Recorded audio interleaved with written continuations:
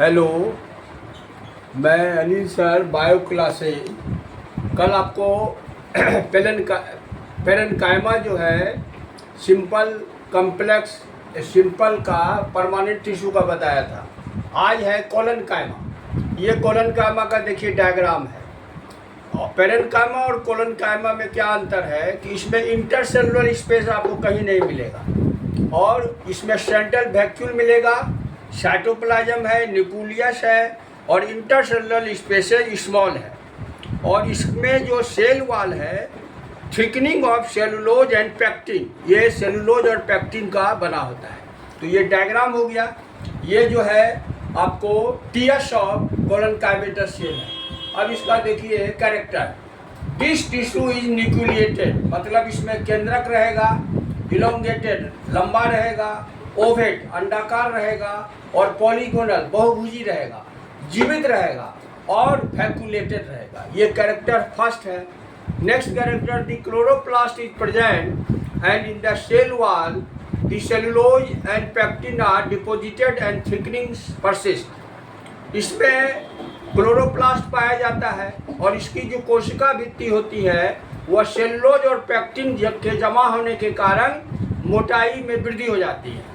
इसका कॉर्नर जो है बहुत मोटा रहेगा, इंटरसेलुलर स्पेस बहुत कम रहेगा। दिस टिश्यू इज प्रेजेंट, ये मिलेगा कहाँ? पौधे के नए भागों में और स्पेशली विशेषकर यह मिलता है स्टेम के एपिडर्मिस के नीचे, लीफ पेटियोल मतलब लीफ के डंठल, फ्लावर का डंठल पेडिसेल और पेडंकिल जहाँ पर फ्लोरल एक्सिस रहता है वहाँ मिलता है। लेकिन but these tissues are absent in roots, लेकिन ये जड़ में अनुपस्थित रहता है। फंक्शन इसका क्या है?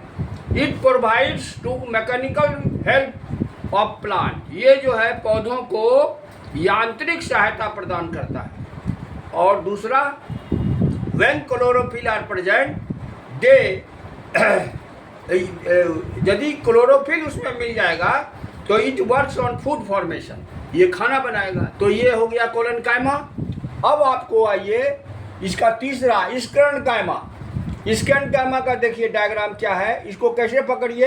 ये रेशा वाला फाइबर टिश्यू है, जैसे नारियल का कॉइल है। नारियल का कॉइल क्या है? वो स्कर्नकाइमेटस टिश्यू है। इसकी सबसे बड़ी खासियत कि इसका दोनों एंड्स जो है वो पॉइंटेड होगा और इसमें इसके अंदर कुछ मटेरियल नहीं मिलेगा, ये खाली रहेगा। इसमें जगह जगह गड्ढा मिलेगा जिसको सिंपल पिट कहेंगे और इसका जो ट्यूब इम्पिटी लूमेन रहेगा, ये इसकी सबसे बड़ी खासियत है। और इसकी जो सेल वॉल होगी वह लिग्निफाइड सेल वॉल होगा, मतलब ये भी जो है कॉम्प्लेक्स केमिकल कंपोजिशन का रहेगा। अब इसका कैरेक्टर देखिए। दीज टिश्यूज आर डेड, ये मृत होता है। इलोंगेटेड लंबा होगा, नैरो संकीर्ण होगा, गली जैसा होगा और बोथ एंड्स इसका पॉइंटेड होगा।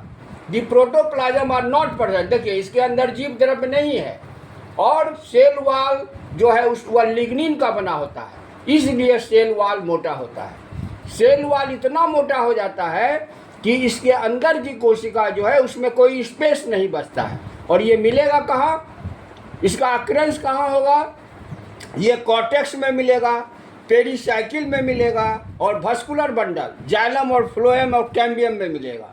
और next sclerenchymatous tissue are present in stems of plants में मिलेगा, पत्ती के भेंस में मिलेगा और फल और बीज के सीड कोट में मिलेगा। और इसका जो बाहरी छिलका होता है जैसे नारियल का होता है वो फाइब्रस होता है, कॉइल कहलाता है। और इसका फंक्शन इट प्रोवाइड्स, ये भी जो है यांत्रिक सहायता देता है पौधों को और ये सुरक्षा प्रदान करता है पौधों को और ये प्रोटेक्टिव टिश्यू के रूप में काम आता है। तो इस तरह सिंपल परमानेंट टिश्यू आपका खत्म हो गया। तीनों में मैंने बता दिया, पेरेन्काइमा, कोलेनकाइमा, स्कर्नकाइमा। अब कॉम्प्लेक्स परमानेंट टिश्यू बताऊंगा जिसमें जाइलम और फ्लोएम बताऊंगा। Thank you.